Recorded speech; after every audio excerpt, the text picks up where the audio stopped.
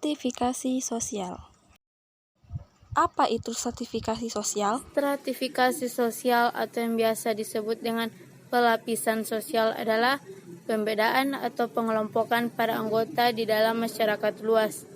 Menurut Patirim A. Sorokin, pelapisan sosial ini berarti pembeaan penduduk atau masyarakat di dalam lingkungan ke dalam kelas-kelas secara bertingkat. Stratifikasi didasari oleh 4 hal, yaitu yang pertama, ekonomi, kedua, kekuasaan, ketiga, keturunan, keempat, pendidikan.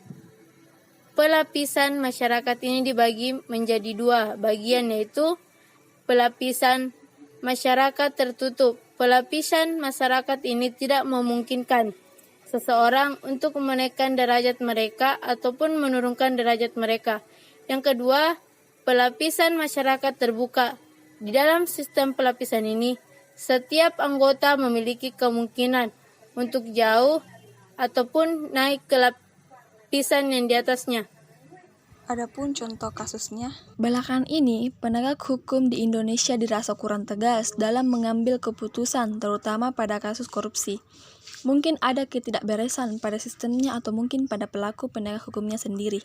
Karena sangat terlihat jelas ketika mengambil keputusan atas hukuman yang diberikan pada pelaku tindak korupsi.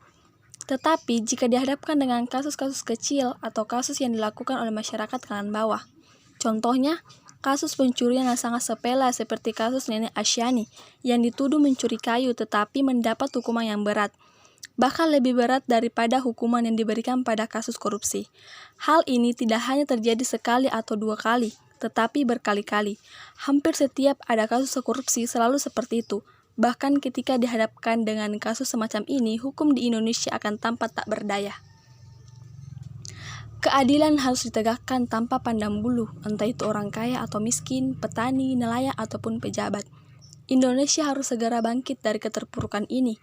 Mau sampai kapankah terus seperti ini? Negara yang bersih dari korupsi, bersih dari stratifikasi sosial, bersih dari segala macam kejahatan harus diwujudkan. Ketika terjadi kasus seperti ini, berarti telah menyimpang dari cita-cita bangsa, karena tidak sesuai dengan apa yang diharapkan. Dan itu semua harus dihilangkan dan jangan terus-menerus dilakukan. Kesadaran diri dari para pelaksana hukum dan penegak hukum harus dilaksanakan. Jangan hanya tahu teori saja, tetapi yang lebih penting adalah praktiknya.